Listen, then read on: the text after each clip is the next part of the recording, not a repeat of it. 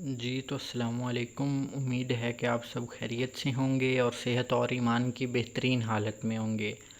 आज हमारा डे 2 है टाइम मैनेजमेंट की वर्कशॉप का और मोस्ट इम्पॉर्टेंट और बहुत ही इंटरेस्टिंग चीज़ें हम पढ़ने जा रहे हैं। बहुत सी प्रैक्टिकल टिप्स और हम देख लेते हैं कि ओवरव्यू आज हम क्या क्या पढ़ेंगे। Symptoms of poor time management, हम ऐसी चीज़ें देखेंगे, ऐसे पॉइंट्स देखेंगे जो कि पुअर टाइम मैनेजमेंट के सिम्टम्स हैं, यानी कि अगर ये आप में मौजूद हैं तो आपने इनको एलिमिनेट करना है और इससे आप आइडेंटिफाई कर सकते हैं कि आप एक पुअर टाइम मैनेजमेंट कर रहे हैं या किसी किस्म की कोई ख़राबी है टाइम मैनेजमेंट में। तो फ़र्स्ट ऑफ़ ऑल हम इस चीज़ को डिस्कस करेंगे। सेकेंडली हम टेक्निक्स देखेंगे टाइम मैनेजमेंट की। जिस तरह कि कल मैंने आपको बताया था कि हमारा जो डे 1 है वो थोड़ा सा बेसिक है कि हम इसमें चीज़ों को समझेंगे और डे 2 में हम टेक्निक्स और प्रैक्टिकल टिप्स की तरफ आएंगे। और आज के दिन का दूसरा जो हमारा पॉइंट है वो है टेक्निक्स ऑफ टाइम मैनेजमेंट। मुख्तलिफ़ तरह की हम टेक्निक्स देखेंगे, मुख्तलिफ़ तरह के तरीके देखेंगे कि आप अपने टाइम को किस तरह मैनेज कर सकते हैं। उसके बाद टाइम जोन्स के बारे में हम डिस्कस करेंगे और चौथी चीज़ जो है वो आपके टाइम स्टाइल के बारे में डिस्कस करेंगे। जिस तरह हर इंसान की शख्सियत मुख्तलिफ़ होती है, उसके सोचने का अंदाज़ मुख्तलिफ़ होता है, इसी तरह जो उसका स्टाइल है टाइम को मैनेज करने का वो भी मुख्तलिफ़ होता है। ज़रूरी नहीं है कि जिस तरह आप टाइम को मैनेज कर रहे हैं मैं भी उसी तरह करूं, और ये भी ज़रूरी नहीं है कि जिस तरह मैं कर रहा हूं सेम एज़ इट इज़ आप भी वही करने की कोशिश करें। आपको अपने एप्टीट्यूड के मुताबिक, अपने टेम्परामेंट के मुताबिक और अपनी बाकी की जो चीज़ें होती हैं, मिसाल के तौर पर आप प्रोक्रेस्टिनेशन किस करते हैं, नहीं करते, आप गोल सेटिंग आपकी किस तरह की है और एक्सटर्नल फैक्टर्स कौन कौन से हैं, तो इन सब चीज़ों को देखेंगे और इससे जो है वो आप अपने टाइम स्टाइल का पता कर सकते हैं और बेहतर तरीके से जो है वो अपने टाइम को मैनेज कर सकते हैं। तो हम बढ़ते हैं, हमारा जो पहला टॉपिक है वो है जी symptoms of poor time management. सबसे पहला है कांस्टेंट रशिंग। आप क्या करते हैं कि आप अव्वल तो हर चीज़ को जल्दी में करने की कोशिश करते हैं और उसके बाद बहुत सी चीज़ों को मिक्सअप कर लेते हैं। हम चीज़ों को मिक्सअप कर लेते हैं, यानी कि ये भी कर लिया, ये भी कर लिया, और हम इस चीज़ में भी हमने टांग अड़ाई हुई है, इधर भी हमने कोई अपना हिस्सा लिया हुआ है, तो हम बहुत सी चीज़ों में पार्टिसिपेट कर लेते हैं। ठीक है, एक स्टूडेंट है तो वो at a time 2-3 books start कर लेगा कि मैंने इन सब का पढ़ना है। तो हमें सबसे पहले जो हमारा काम है उसको आइडेंटिफाई करना है कि एक्चुअली हम करने क्या लगे हैं। ठीक है, बहुत सी चीज़ों को मिलाकर ये सोचना कि मैं करूँगा, ठीक है आपने करना तो है, मगर सबसे पहले ये सोचना है कि आपने करना क्या है। तो कांस्टेंट रशिंग एक सिम्टम है कि आप अपना टाइम अच्छे तरीके से मैनेज नहीं कर रहे। ठीक है, आप चीज़ों को बार बार जो है मुख्तलिफ़ चीज़ों को मिला रहे हैं, कभी ये काम कर रहे हैं और कभी वो काम कर रहे हैं। तो ये कांस्टेंट रशिंग पहला सिम्टम था हमारी पुअर टाइम मैनेजमेंट का। उसके बाद दूसरी चीज़ हमारे पास है फ्रीक्वेंट डिलेज़।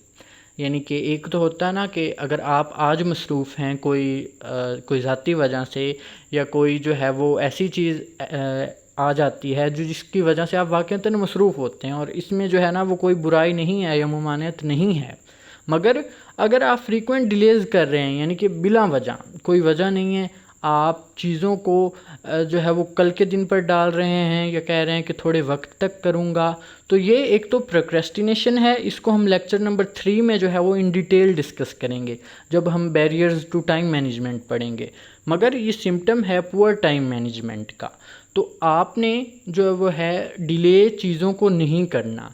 ठीक है, या तो कोई आप वीक हैं फिज़िकली या मेंटली, या आपको कोई वैसे आप बीमार हो जाते हैं, तो उस सूरत में तो वो तो एक ज़रूरत है और उसमें कोई ऐसी बुराई नहीं है या कोई बुरी चीज़ नहीं है। वो आपकी टाइम मैनेजमेंट का ही हिस्सा है कि आप अपने आप को टाइम दे रहे हैं। मगर अहम चीज़ों को बार बार डिले करते रहना ये एक पुअर टाइम मैनेजमेंट का साइन है। उसके बाद हमारे पास है जी low productivity, feeling unable to focus और energize oneself leading to sluggish performance. कि आप में प्रोडक्टिविटी नहीं होती।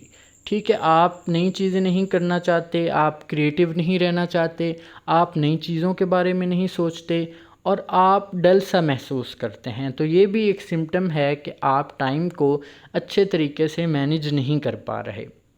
उसके बाद आगे चलते हैं, चौथा सिम्टम हमारे पास है फ्रस्ट्रेशन, कि मिसाल के तौर पर आप जो है वो काम अच्छे तरीके से नहीं कर रहे, उसका गुस्सा किसी पर निकाल रहे हैं, ख़ुद जो है वो अजीबोगरीब महसूस कर रहे हैं, उलझन महसूस कर रहे हैं, आपका किसी चीज़ में दिल नहीं लग रहा, तो ये फ्रस्ट्रेशन आप निकाल रहे होते हैं अपने इन्वायरमेंट पर और अपने से जुड़े हुए लोगों पर। तो अगर आप थोड़ा सा अग्रेशन महसूस करते हैं तो ये भी सिम्टम है कि कहीं ना कहीं आपकी टाइम मैनेजमेंट वीक है, जिसकी वजह से आपके टास्क डिले हो रहे हैं और उसका असर आपके बिहेवियर में शो हो रहा है। तो जिस तरह हम पहले लेक्चर में बात कर चुके हैं कि टाइम मैनेजमेंट मुख्तलिफ़ तरीक़ों से इंसान को मेंटली भी जो है वो इफ़ेक्ट करता है, और जब हमारी मेंटल हेल्थ ठीक नहीं होगी तो फिज़िकल हेल्थ भी ऑटोमेटिकली इफ़ेक्ट होगी। तो जब हम टाइम मैनेजमेंट अच्छे तरीके से नहीं कर पाते तो जो है वो हम फ्रस्ट्रेशन का शिकार हो जाते हैं और ख़ुद को डल सा महसूस करते हैं, जिस तरह के हम पॉइंट नंबर 2 में डिस्कस कर चुके हैं। उसके बाद इम्पेशेंस, कि आप अपना काम तो सही नहीं कर रहे होते मगर उसके साथ साथ आप दूसरों पर उसका गुस्सा निकाल रहे होते हैं और आप बेसब्रे हो जाते हैं। कि आप अगर एक मैनेजर की हैसियत से काम कर रहे हैं तो आप उन लोगों के लिए बेसब्री का मुज़ाहिरा करेंगे और उनको कहेंगे कि आप अपना काम जल्दी करें। आप चीज़ों को नहीं देखेंगे कि ये किस तरह से चल रही हैं, मगर आप हाइपर एक्टिव हुए होंगे और आप इम्पेशेंस का शिकार होंगे, बेसब्री का शिकार होंगे कि आप चीज़ों को जल्दी जल्दी करना चाह रहे होंगे। तो बेसब्री का मुज़ाहिरा नहीं करना, और अगर आप कर रहे हैं तो ये एक साइन है कि आप टाइम मैनेजमेंट अच्छे तरीके से नहीं कर रहे। अब ये जो हम सिम्टम्स पढ़ रहे हैं इनका मकसद क्या है? इनका मकसद ये है कि आप आइडेंटिफाई करें कि आप में कौन कौन सी चीज़ें मौजूद हैं और फिर उनको एलिमिनेट करने की कोशिश करें, जिनको हम टेक्निक्स के ज़रिए देखेंगे। तो अब ये जो हमारा इस लेक्चर का पहला जो पार्ट है ना, उसका मकसद ये है कि आप इन खराबियों को अपने अंदर देखें। ठीक है, जिस तरह हम पहले लेक्चर में डिस्कस कर चुके कि आप पहले अपने आप को सही करें। तो इसी तरह ये जो सिम्टम्स हैं इनको आपने कॉपी के ऊपर लिख लें या मोबाइल के अंदर सेव कर लें और एनालाइज़ करें अपने आप को कि आप में इनमें से कौन कौन सी चीज़ें मौजूद हैं। उसके बाद हमारे पास है क्रॉनिक वैसिलेशन। मिसाल के तौर पर 2 सब्जेक्ट्स मैं पढ़ रहा हूँ, मैथ और साइंस। ठीक है, अब मुझे मैथ मुश्किल लगती है, मैं साइंस की तरफ आ जाता हूँ, साइंस मुश्किल लगती है, मैथ की तरफ चला जाता हूँ। तो होता क्या है, ना मैथ हो पाती है और ना ही साइंस हो पाती है। क्यों? क्योंकि हर चीज़, तमाम प्रोजेक्ट्स, किसी भी किस्म की स्टडी आपका फ़ोकस चाहती है और आपका प्रॉपर टाइम चाहती है। जब ना ही आप फोकस कर पाते हैं, ना ही आप उस चीज़ को प्रॉपर टाइम दे पाते हैं, तो आप कोई भी एक प्रोजेक्ट, कोई भी एक काम, कोई भी एक सब्जेक्ट अच्छे तरीके से नहीं कर पाते। तो क्रोनिक वैसिलेशन का अगर आप शिकार हैं कि आप चीज़ों को अल्टरनेट कर रहे हैं, उनको रिप्लेस कर रहे हैं, तो ये भी एक साइन है कि आप टाइम मैनेजमेंट को इफ़ेक्टिवली नहीं कर रहे और आपकी टाइम मैनेजमेंट जो है वो पुअर है। उसके बाद एक और है difficulty in setting and achieving goals. आप चाहते तो हैं कि आप अच्छा काम करें, मगर आप गोल्स आपके पास नहीं हैं और साथ ही साथ आप उनको अचीव भी नहीं कर पा रहे। सबसे पहले जब गोल सेटिंग ही अच्छी नहीं होगी तो आप उनको अचीव कैसे कर पाएंगे? तो गोल सेटिंग को भी इंशाल्लाह हम बैरियर्स ऑफ टाइम मैनेजमेंट में इन डिटेल पढ़ने जा रहे हैं, मगर इसको एज अ पुअर सिम्टम देखें तो देखें, जब तक आप गोल बनाएंगे नहीं, कुछ सोचेंगे नहीं, ठीक है, तो तब तक आप उसे कैसे कर पाएंगे? मिसाल के तौर पर आपको यही नहीं पता कि आप जो काम कर रहे हैं, आप जो बुक पढ़ रहे हैं, वो किस हवाले से आपको फैसिलिटेट करने जा रही है और वो किस हवाले से हेल्पफुल है, तो वो कैसे आपके गोल का हिस्सा बनेगी? सबसे पहले आपने गोल सेट करना है कि ये जो मैं काम कर रहा हूँ ये किस तरह मेरी अचीवमेंट में या मेरी सक्सेस में मुझे मदद देगा। तो ये तो गोल सेटिंग हो गई।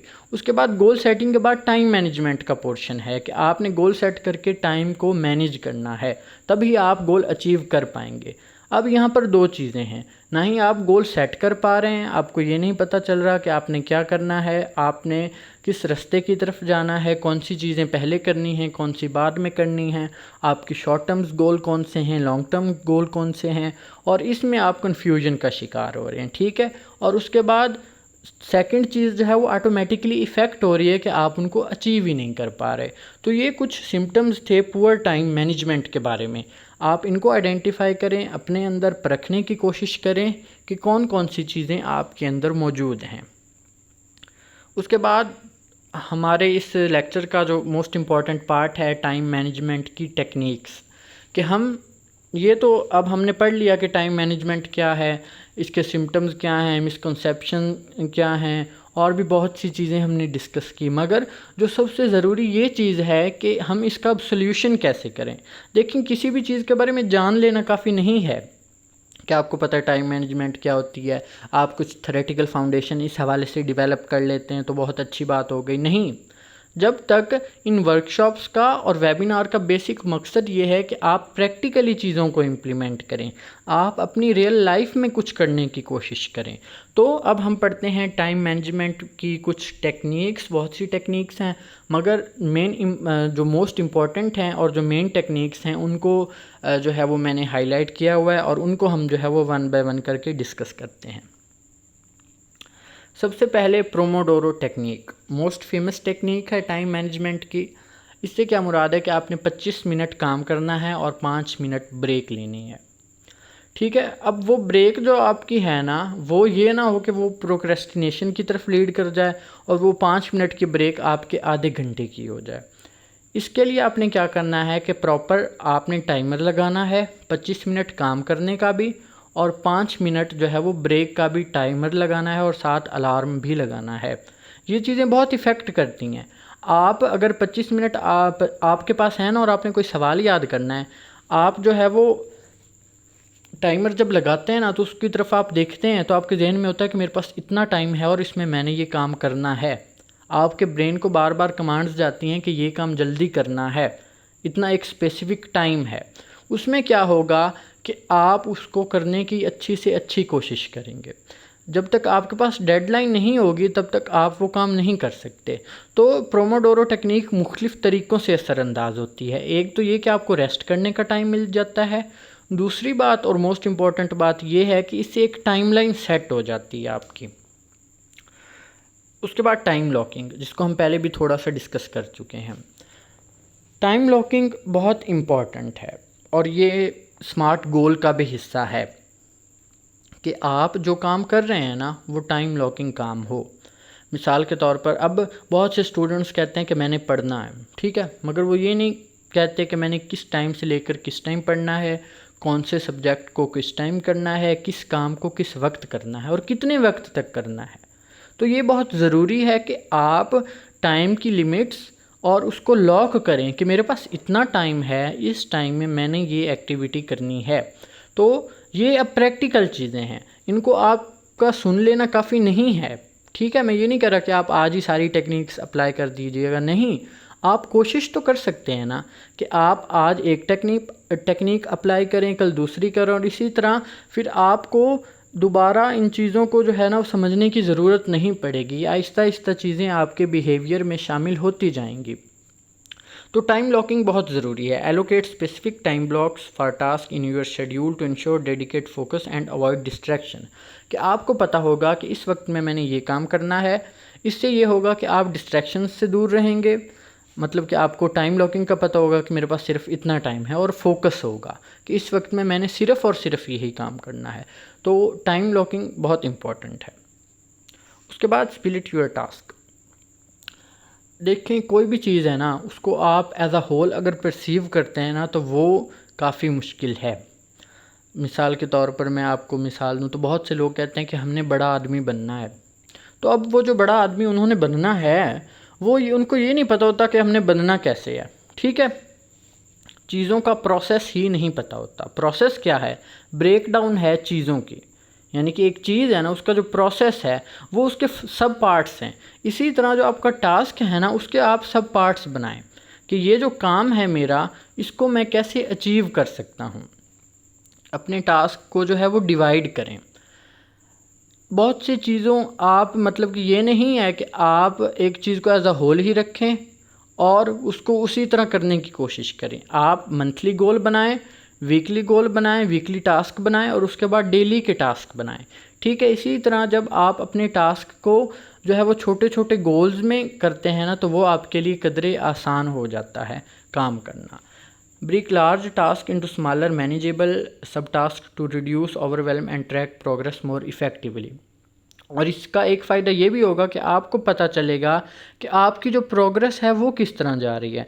मिसाल के तौर पर अगर मैं कहता हूँ कि मैंने 3 प्रोमोडोरो जो मेरे सेशंस हैं उनको एक दिन में रखना है, ठीक है। अब ये मैंने अपने टास्क को ब्रेक डाउन कर लिया, एक एक सेशन है। अब मैं ख़ुद को एनालाइज कर सकता हूँ कि मैंने कितने सेशंस किए, कितनी देर ब्रेक ली, और हर एक सेशन के बाद मैं अपने आप को एनालाइज कर सकता हूँ और उसको बेहतर बनाने की कोशिश कर सकता हूँ। बजाय इसके कि मैं कहता कि मैं 5 घंटे पढ़ूँगा, मैंने उसको ब्लॉक्स में डिवाइड किया है, मैंने उसको फर्दर जो अपने छोटे छोटे टास्क हैं उनमें डिवाइड किया है। इस तरह मैं उसको मैनेज कर पा रहा हूँ और मैं उसको एनालाइज कर पा रहा हूँ, और एनालिसिस जो है वो बहुत इम्पॉर्टेंट है। तो इस तरह जो है आपके टास्क को डिवाइड करना आपको हेल्पफुल रहता है। इसके बाद हमारे पास प्रायोरिटाइज योर टास्क, कि आपको पता होना चाहिए कि आपने कौन सा काम सबसे पहले करना है। हम बाज़ औक़ात उन कामों पर अपना वक्त ज़ाया कर देते हैं जो कि ज़रूरी नहीं होते। आपको पता होना चाहिए कि कौन सा काम किस वक्त ज़रूरी है और कौन सा काम किस वक्त गैर ज़रूरी है। जो ज़रूरी चीज़ें होती हैं और अर्जेंट चीज़ें होती हैं उनकी तरफ तवज्जो दें।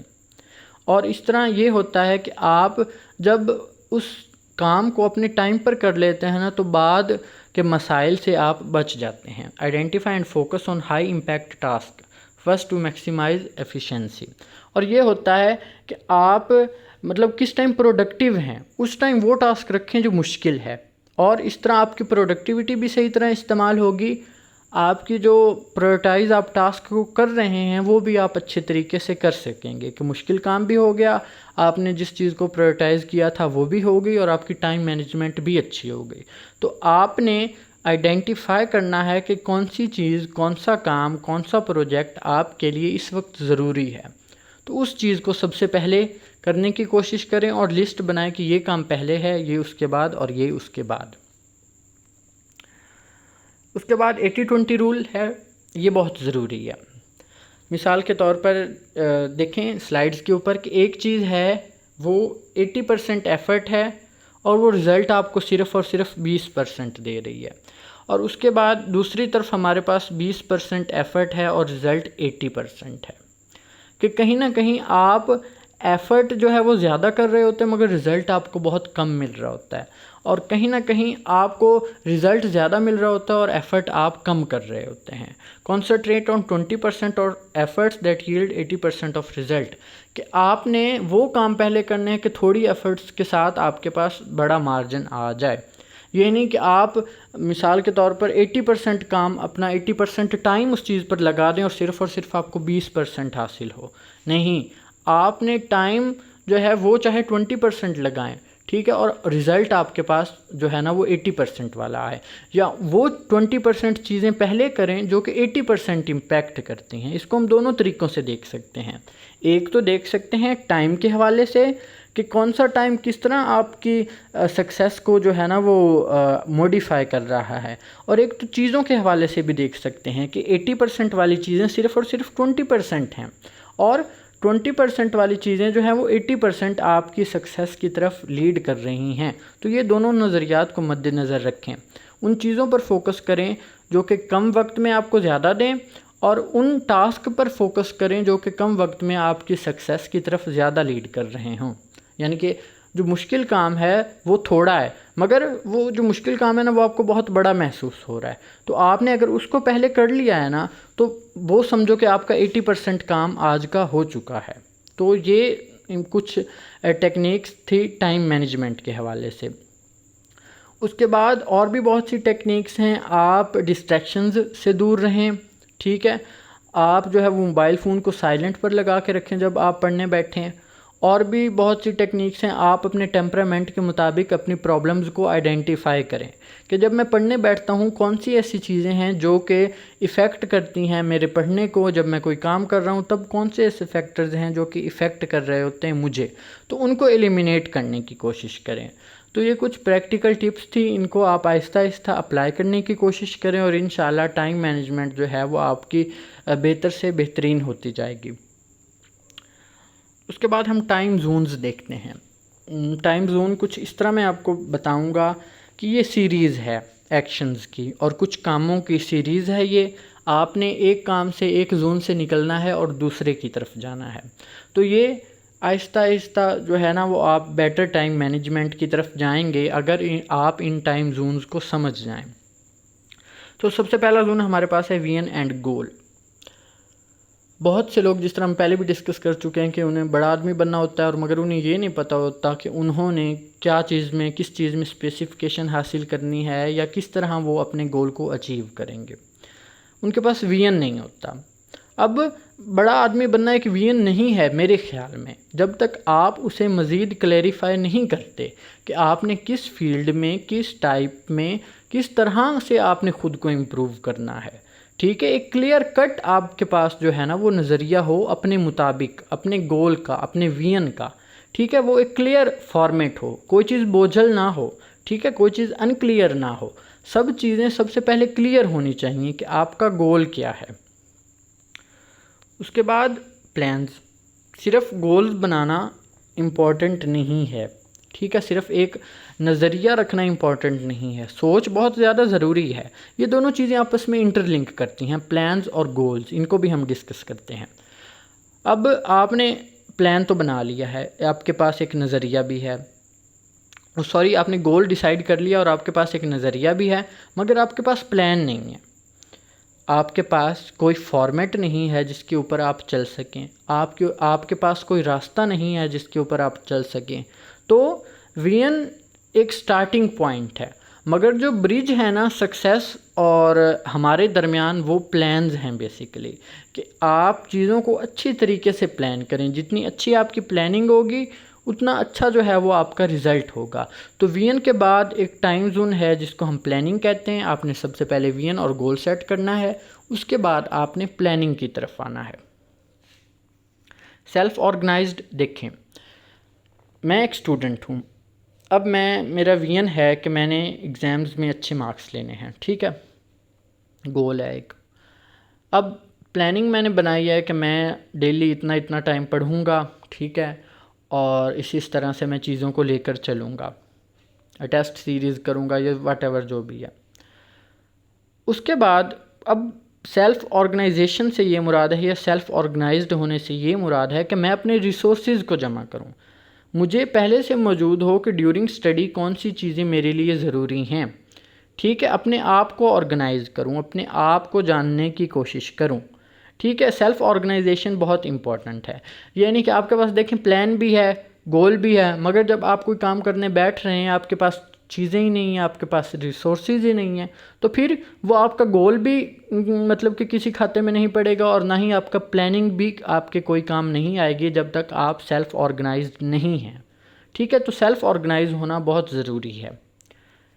चौथा, कमिटमेंट, कि आप अपने आप से कमिटमेंट करें। आप इसमें एक और चीज़ भी आ जाती है कि आप ऐसे कोलीग्स, ऐसे दोस्तों के साथ ज़्यादा अटैच हों और उनसे कमिटमेंट करें कि मैं आपको ये काम करके दिखाऊंगा। इसको पॉजिटिवली लें। इससे क्या होगा कि वो आपको बार बार आपसे पूछते रहेंगे और आपको याद दिलाते रहेंगे। तो कमिटमेंट करें अपने आप के साथ और बाज़-औक़ात दूसरों के साथ भी करें। जब आपने तहैया एक किया होता है ना किसी चीज़ का, तो आप उस चीज़ को अचीव कर लेते हैं। गोल तो है सोचना, विजन सोच है, कमिटमेंट एक जज्बा है उस चीज़ को करने का। कमिटमेंट एक वादा है अपने आप से। तो ये चौथा टाइम जोन है। सबसे पहले विजन और गोल है, उसके बाद प्लान है, उसके बाद ऑर्गेनाइजेशन है, उसके बाद कमिटमेंट है, और लास्ट वन जो है हमारे पास, हमारा कह लें टाइम जोन है, वो है एनर्जी, कि आपके अंदर मोटिवेशन हो। ठीक है, आपके अंदर कुछ करने की विल पावर हो, तभी आप प्लान के ऊपर असरअंदाज हो सकेंगे या उसको मुकम्मल तौर पर लेकर चल सकेंगे। तभी आप अपने गोल को हासिल कर सकेंगे, तभी आप सेल्फ़ ऑर्गेनाइज हो सकेंगे, जब आपके पास जो है वो एक एनर्जी होगी, एक विल पावर होगी, एक मोटिवेशन होगी। फोर्थ पॉइंट या लास्ट पॉइंट जो है हमारे इस लेक्चर का, वो है आपका टाइम स्टाइल, जिस तरह सबसे पहले डिस्कस किया कि मुख्तलिफ़ लोग मुख्तलिफ़ होते हैं, उनकी चीज़ों को परसीव करने की जो सलाहियत होती है वो अलग होती है, उनको एक्सप्लेन करने की सलाहियत अलग होती है। इसी तरह टाइम को मैनेज करने के स्टाइल्स मुख्तलिफ़ लोगों के मुख्तलिफ़ होते हैं। तो हम वन बाय वन मुख्तलिफ़ स्टाइल्स को, उनके एडवांटेजेस को, उनके डिसएडवांटेजेस को, और मतलब कि किस तरह हम उनसे निकल सकते हैं और उनके जो डिसएडवांटेजेस हैं उनको किस तरह कम कर सकते हैं, उनको डिस्कस करते हैं। सबसे पहला है जी cliffhanger. Working best under pressure indicate a cliffhanger personality. कि ऐसे जो लोग होते हैं ना, वो प्रेशर के अंदर काम करना पसंद करते हैं, कि वो टास्क को डिले करते जाते हैं और एंड टाइम पे उन्हें ना, मतलब कि एक ही दफ़ा कोई ख़्याल आता है कि हमने काम करना था, आखिरी वक्त पे वो काम करना शुरू कर देते हैं। इनका जो है वो एक मतलब काम तो ये मुकम्मल कर लेते हैं मगर इफ़ेक्टिवली नहीं कर पाते। तो जो क्लिफ हैंगर्स हैं ना, इनको ये चाहिए कि ये शुरू से ही अपने काम पर तवज्जो देना शुरू कर दें, बजाय उसको डिले करने के, बजाय एंड टाइम पर एक ही बार उस चीज़ को करने के। आपको चाहिए कि जैसे ही आप टास्क जो है वो आपको असाइन हो, आप उस पर काम करना शुरू कर दें। ठीक है, तो इस तरह आप इस चीज़ से बच सकते हैं। और इनकी एक डिसएडवांटेज ये भी होता है कि ये मेंटली तौर पर बहुत ज़्यादा जो स्ट्रेस्ड हो जाते हैं। क्यों? क्योंकि जब डेडलाइंस करीब आती हैं हर इंसान को परेशानी होती है, वो एंग्जाइटी की तरफ जा सकता है। तो क्लिफ हैंगर्स जो हैं वो इस हवाले से डिसएडवांटेज इनको है कि ये ना ही अच्छी क्वालिटी दे सकते हैं और इनकी मेंटल हेल्थ भी इससे जो है वो डिस्टर्ब होती है। तो आप अब इन पर्सनैलिटीज़ को भी अपने अंदर जो है वो देखें कि कौन सी किस पर्सनैलिटीज़ की तरह या कौन सी टाइप जो है वो आप रखते हैं या आपके अंदर किस तरह की करैक्टरिस्टिक्स मौजूद हैं। दूसरा हमारे पास हैं जी ओवर कमिटर्स, कि आप ये भी काम कर रहे हैं, वो भी काम कर रहे हैं, कोई आपको फ़ोन कॉल करके कह रहा है कि मेरा ये काम कर दो, आप उनको भी हाँ कह रहे हैं। ठीक है, आप इसमें बहुत सी चीज़ें आती हैं, ना ही आप प्रॉपर प्लानिंग कर रहे हैं, ना ही ऑर्गेनाइजेशन कर रहे हैं। ठीक है, अपने आप को ऑर्गेनाइज नहीं रख रहे। इससे बहुत से नुकसानात हो सकते हैं। एक, आप टास्क मुकम्मल नहीं कर पाते। दूसरा, ओवरवेलमिंग बहुत ज़्यादा हो जाते हैं कि आपके पास चीज़ों का ढेर लगा हुआ होता है, टास्क आपके पास इतने ज़्यादा होते हैं, बाज़ औक़ात आपको समझ नहीं आ रही होती कि मैं कौन सा करूं और कौन सा ना करूं। तो इनका बेहतरीन हल ये है कि एक टाइम पे एक ही चीज़ पर फोकस करें। ठीक है, ज़्यादा चीज़ों को ऐड ऑन ना करें और ना कहना सीखें। ठीक है, आप बहुत यूनिक हैं और हर इंसान के लिए हर टाइम अवेलेबल नहीं हैं। ठीक है, बहुत से लोग कहते हैं कि ये नखरे वाली बात है या मतलब कि कोई अनाम वाली बात है, ऐसा हरगिज़ ना समझें। ठीक है, आपको पता होना चाहिए कि आप किस टाइम फ्री हैं, आप किस टाइम दूसरों को टाइम दे सकते हैं। ठीक है, वो आपको पे नहीं कर रहे कि आप 24 घंटे उनके लिए अवेलेबल रहें, बल्कि आपको अपने शेड्यूल को देखना है कि मैं किस टाइम फ्री हूँ। मैं ये नहीं कह रहा कि आप किसी की मदद ना करें, मगर सबसे पहले अपने टाइम को देखें कि आपके पास किस टाइम जो है वो दूसरों के लिए टाइम है, आप उनकी चीज़ों को कब कर सकते हैं या आप उनको कब हेल्प दे सकते हैं। तो इस चीज़ को भी अपने जहन में रखें। उसके बाद big picture, people with this personal time management style have a bird eye view of the different task and plans they have to perform. They spend the majority of their time planning and strategizing over paying attention to the. अच्छा, ये क्या करते हैं कि ये सिर्फ़ और सिर्फ प्लानिंग कर लेते हैं और चीज़ों को एक कहते हैं बाज़ की आंखों से देखते रहते हैं, कि सिर्फ़ उनकी आउटकम देखते रहते हैं और बिग पिक्चर देखते रहते हैं, करते कुछ नहीं है, सिर्फ बातें करते रहते हैं। तो ऐसे जो इंसान होते हैं वो कुछ कर ही नहीं पाते। चलो दूसरों का तो हमने पढ़ा ना कि उनकी क्वालिटी अच्छी नहीं होती या ओवरवेलमिंग हो जाते हैं, तो इनका ऐसा सीन नहीं है, ये कुछ कर ही नहीं पाते। ये सिर्फ़ और सिर्फ बिग पिक्चर की तरफ ध्यान देते हैं, खुद को इमेजिन करते हैं कि हम सक्सेसफुल हो गए और दैट्स इट। ठीक है, ये प्रैक्टिकली वर्क की तरफ जाते ही नहीं हैं। तो वीएन गोल ज़रूरी है, मगर उसी चीज़ को बार बार सोचते रहना ख़तरनाक हो सकता है कि एक चीज़ आपने ठीक है डिसाइड कर लिया है, मगर रोज़ अपना बहुत सा टाइम उसे देना जो है वो ये नुकसानदा है कि आप एक ही चीज़ को लेकर चल रहे हैं और वो चीज़ पहले से भी डिसाइडेड है, मगर फिर भी आप उस पर अपना टाइम जो है वो वेस्ट कर रहे हैं। तो इस चीज़ को भी जो है वो देखना चाहिए। उसके बाद परफेक्शनिस्ट, कि आप जो भी काम करते हैं ना, वो चाहते हैं कि वो परफेक्ट हो। ऐसा नहीं हो सकता, कोई भी इंसान परफेक्ट नहीं हो सकता, और हम सभी जो हैं ना वो ख़ताएँ हैं और ख़ामियाँ हमारे अंदर मौजूद हैं। ठीक है, चीज़ों को अच्छा करने की कोशिश करें मगर परफेक्ट करने की कोशिश ना करें। ठीक है, अपनी तरफ से अपना बेस्ट दें, मगर ये ना सोचें कि मैं इस चीज़ को करता रहूँगा जब तक ये 100% एक्यूरेट नहीं हो जाती। तो 100% एक्यूरेसी बहुत मुश्किल है। इन लोगों के साथ क्या होता है कि ये सिर्फ़ और सिर्फ एक ही टास्क पर रह जाते हैं, और जो है वो इनको बहुत से और मसाइल का सामना करना पड़ सकता है कि ये डेंस फोकस कर लेते हैं चीज़ों के ऊपर, और एक ही चीज़ को बार बार करते रहते हैं, जिसकी वजह से बाकी चीज़ें रह जाती हैं। ठीक है, और टास्क को कंप्लीट नहीं कर पाते। तो इन लोगों को चाहिए कि चीज़ों को अपनी तरफ से बेस्ट दें और ये समझें कि मैंने अपनी तरफ से अच्छा किया है। ठीक है, उसको मुकम्मल तौर पर परफेक्ट करने की कोशिश ना करें, और ये भी माइंड में रखें कि इस चीज़ के बाद भी मैंने बहुत सी चीज़ें करनी हैं। इन लोगों को चाहिए, जो परफेक्शनिस्ट होते हैं, ये बाकी चीज़ों पर भी नज़र रखें और तवज्जो दें कि इसके अलावा भी मेरे पास टास्क हैं, तो जैसे ही मैं इनको कंप्लीट करूँगा मैं फ़र्दर जो है वो आगे जा सकता हूँ। मगर अगर एक पर ही मैं बैठा रहूँगा तो मैं आगे कैसे जा सकता हूँ।